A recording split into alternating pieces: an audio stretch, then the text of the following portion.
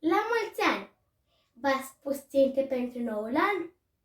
Oare ajută cu ceva să ne facem planuri?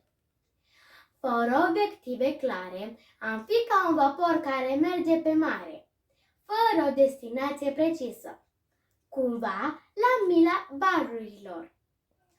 Știți că și oamenii din Biblie aveau planuri și ținte? Când evreii erau la muntele Sinai, ce-au spus? Vom face tot ce a zis Domnul.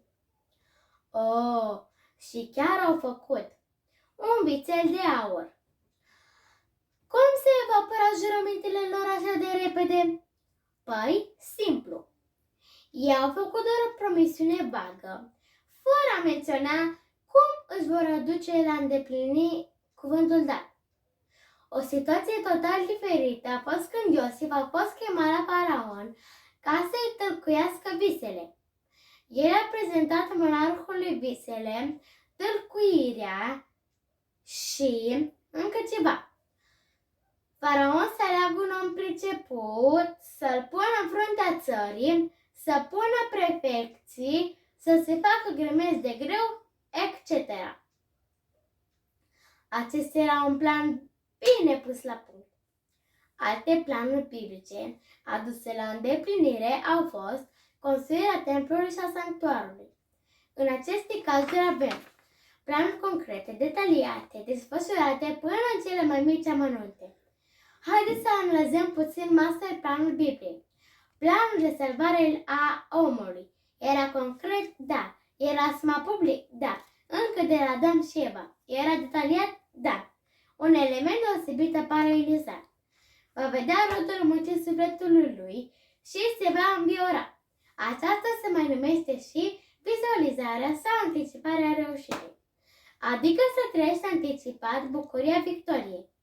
Ajută foarte mult, mai ales în momentele de slăbiciune, când îți vine să abandonezi totul. A avut succes planul de salvare? Oh, da! Alte aspecte legate de eficiența țintelor sunt etapizarea și evaluarea periodică. În Geneza scrie: Dumnezeu s-a uitat la tot ce făcuse și iată că erau foarte bune. Și ultimul element, scrierea și asumarea țintelor. Deuteronomul 6. Și poruncile acestea să le ai în inima ta, să vorbești despre ele, să le scrii pe ușorii casei tale. Ca un rezumat, vă prezint următorul pasaj.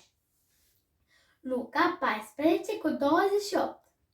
Căci, cine dintre voi, dacă vrea să zidească un turn, nu stă mai întâi să-și facă socoteala cheltuielilor ca să vadă dacă are cu ce să-l sfârșească? În încheiere, aș vrea să revenim la imaginea de la început. Vapoarele noastre oricum vor pluti pe apă, că în acest an, că vrem sau că nu vrem. Nu ar fi înțelept să aibă și o direcție clară? Acum vă las. Mă duc să-mi stabilesc țintele pentru anul 2023. Pe curând!